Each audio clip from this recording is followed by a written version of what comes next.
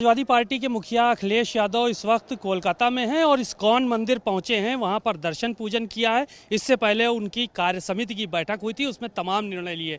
Sir, भगवान से क्या मांगा आपने यहाँ आके? देखिए, सबसे पहले मैंने मंदिर के दर्शन किए, चैतन्य महाप्रभु जी के दर्शन किए और इस स्थान को मैं समझता हूँ न केवल हम लोग बल्कि दुनिया के लोग यहाँ आते हैं और जीवन में शांति, सुख और अगर हम प्रभु से जुड़ सकें, ऐसा स्थान मिल जाए तो इससे अच्छा कोई स्थान नहीं हो सकता।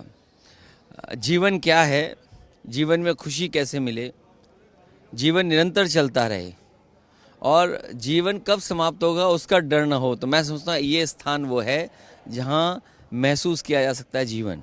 कार्य समिति की भी बैठक हुई थी आज, और उसमें क्या कुछ निर्णय लिए गए, किस तरह से इम्प्लीमेंट करेंगे? क्योंकि भारतीय जनता पार्टी अपने आप को दुनिया की सबसे बड़ी पार्टी कहती है और बूथ स्तर तक उसका संगठन है। आपका संगठन कैसे मजबूत होगा वहाँ?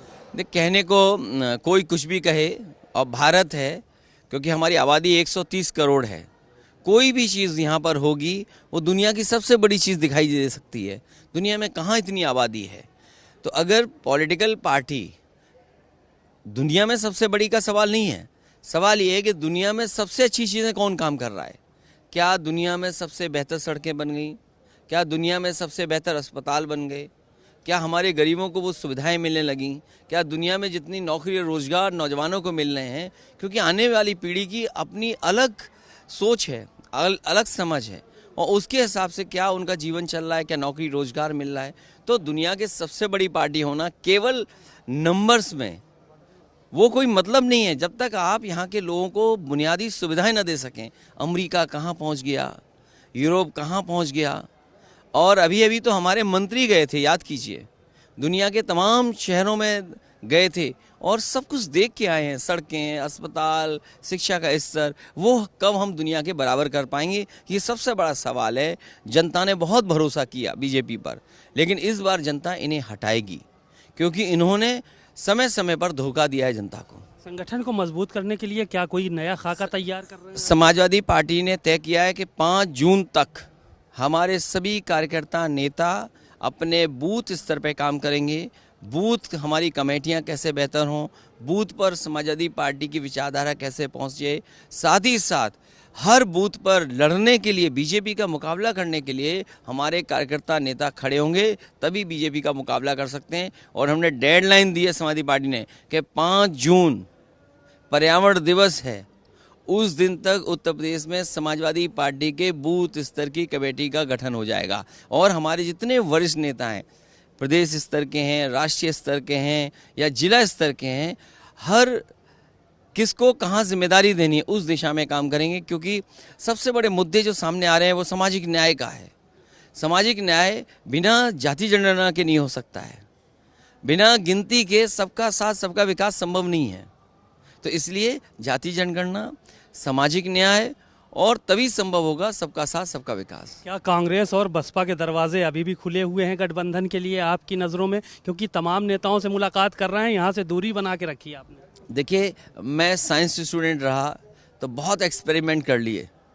अब एक्सपेरिमेंट करने का हम पे समय नहीं है, इसलिए अपनी पार्टी के संगठन के साथ और जो हमारे साथ गठबंधन में है उनके साथ आने वाले समय में बीजेपी का मुकाबला करेंगे। आप कहते हैं भारतीय जनता पार्टी देश की सबसे ज़्यादा देश को डुबोने वाली पार्टी है। कौन ज़्यादा घातक है, कांग्रेस या भाजपा? देखिए, वो विषय मेरा नहीं है कि मैं क्या कहूँ, लेकिन समाजवादी पार्टी की कोशिश होगी कि जिस भारतीय जनता पार्टी ने 2014 का मैनिफेस्टो भूल गए, 2019 का मैनिफेस्टो भूल गए, उत्तर प्रदेश का 2017 का मैनिफेस्टो भूल गए, 2022 का मैनिफेस्टो भूल गए। ये बीजेपी के लोग वो लोग हैं जो उत्तर प्रदेश में 4 मैनिफेस्टो भूले हैं।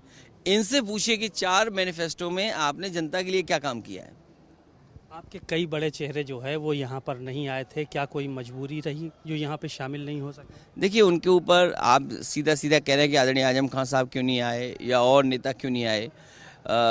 जो परेशानी उनके ऊपर है पूरा देश जानता है, रामपुर के लोग जानते हैं। उनके ऊपर झूठे मुकदमे लगे हैं केवल इसलिए क्योंकि यूनिवर्सिटी बना दी, क्योंकि वो आने वाली पीढ़ी का भविष्य बेहतर करना चाहते थे।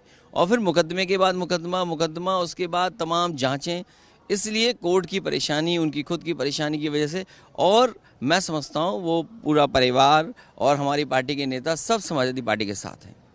ये आखिरी एक सवाल ये था कि संविधान कहीं ना कहीं आप कह रहे हैं कि कमज़ोर हो रहा है, संवैधानिक संस्थाओं को नुकसान, तो क्या आपको लगता है कि जो दूसरे दल हैं वो संवैधानिक संस्थाओं को बचाने का काम करेंगे, जो आपके साथ आएंगे? क्योंकि इतना ज़्यादा जिस तरह से नुकसान हुआ है तमाम नेताओं को, आने वाले समय में क्या वो भी इसी तरह से भी काम करेंगे?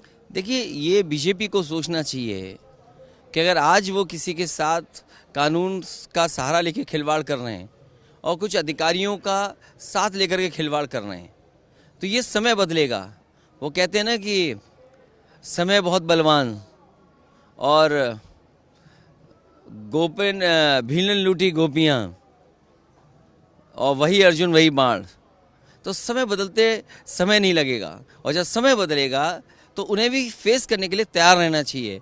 और अधिकारी से अच्छा कोई होशियार व्यक्ति नहीं होता है। उन्हें अगर पता लग जाए कि समय बदलने वाला है तो वो दूसरों का समय बदलने लगते हैं।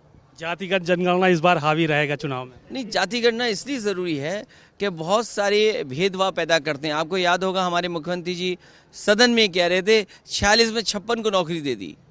तो अगर मुख्यमंत्री on the floor of house कहें, विधानसभा के पटल पे कहें कि 46 में 56 लोगों को नौकरी दी, और उसका जवाब ना मिले, बदनाम करें दूसरे दलों को, खुद जो करें वो छिपाएं।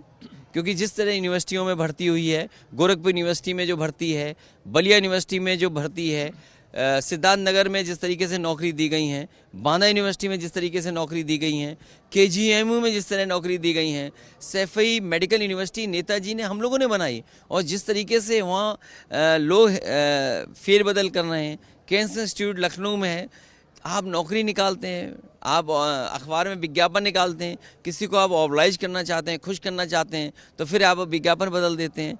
तो ये आखिरकार क्यों चलेगा? आप अपनी बात क्यों नहीं बताते हो कि आपने कितना धोखा जनता को दिया है? बातचीत के लिए शुक्रिया।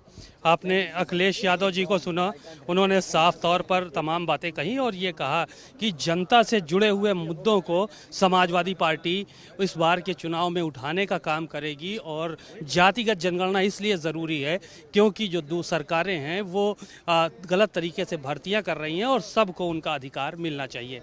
कैमरामैन सौरभ के साथ सीमा नकवी, भारत समाचार, कोलकाता।